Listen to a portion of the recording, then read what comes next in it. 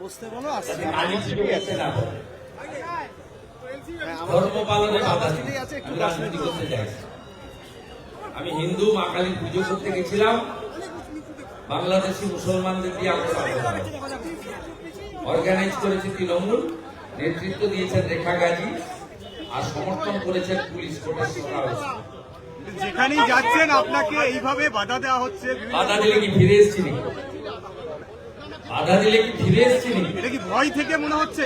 3 ঘন্টা লেট হয়েছে, সব কর্মসূচি করে এসছি।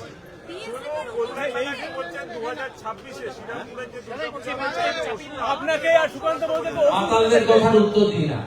কল্যাণ আর মদন দুটো বড় মাতাল, সবাই জানে। হ্যাঁ কিনা? ঠিক কিনা?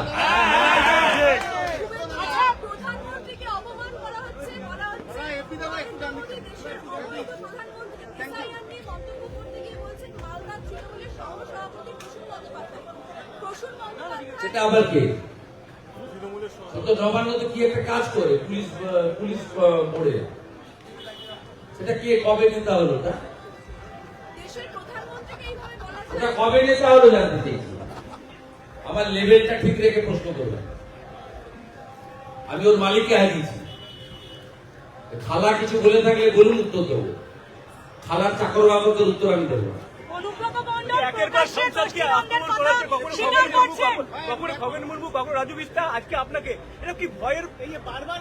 প্রদীপ যখন নিভে যায় না, দপ করে চলে।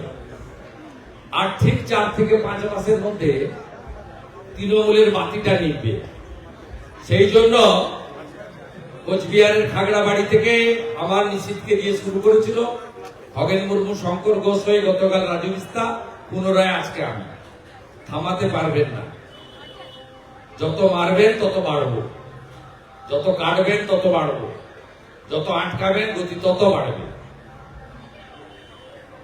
আপনাকে উৎখাত করেই ছাড়বো।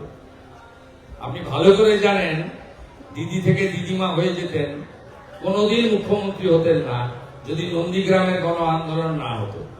প্রকাশ্যে গোষ্ঠীদ্বন্দ্বের কথা স্বীকার করছেন, কি বলবেন?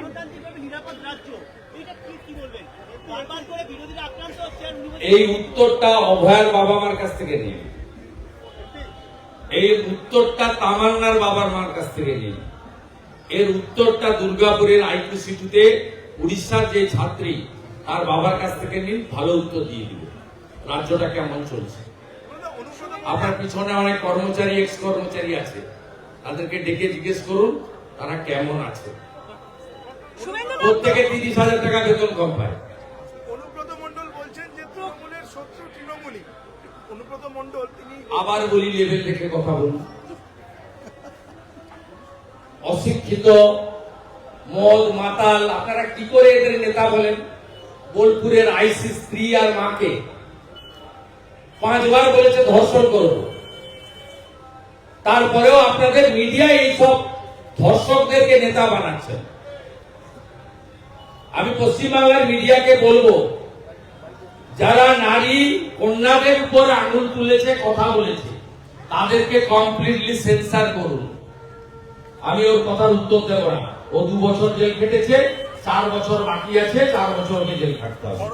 ওর কমপ্লিট হবে জেল খাটা মোট 6 বছর। চারজন বিএলও তাদের বিরুদ্ধে যে ডিইও অফিস রিপোর্ট পাঠিয়েছে, তাতে সিইও অফিস সন্তুষ্ট নয়, বলছে তদন্তই হয়নি। আমরা যে ভিডিও পোস্ট করেছি তারপরে আর কোনো তদন্ত লাগে না। No need any investigation. 432 জন বিএলওর নামে এফআইআর হয়েছে বিহারে, 52 জন জেলে আছে। এদেরকে অবিলম্বে জেলে ঢোকান, তাহলে সবাই সব ঠিক হয়ে যাবে। আগামী নির্বাচনের প্রাক্কালে এই কালী পুজো কার্যত কতটা আপনাদের কাছে চ্যালেঞ্জ এবং এই পুজোটা কত?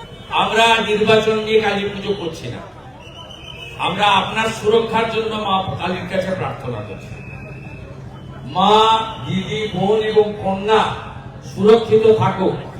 বাংলার বেকার যুবক যুবতীরা কর্মসংস্থান পাক, টাকা ফিরে আসুক, বাংলা আবার নতুন করে শিল্পের জোয়ার ঘটুক। এই প্রার্থনা নিয়ে আমরা দেবী দুর্গার পূজা করেছি, নবরাত্রি করেছি, মাতা কালীর পূজা করব, তারপরে ছট পূজায় অংশগ্রহণ করব, এবং জগদ্ধাত্রী মায়ের কাছেও একই প্রার্থনা থাকবে।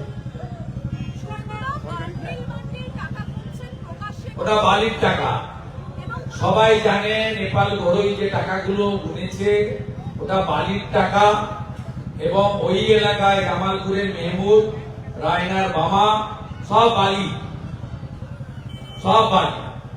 ইডি ঠিক জায়গায় হাত দিয়েছে, গতিটা আর একটু বাড়াক, এটা বাংলার মানুষ চাইছে।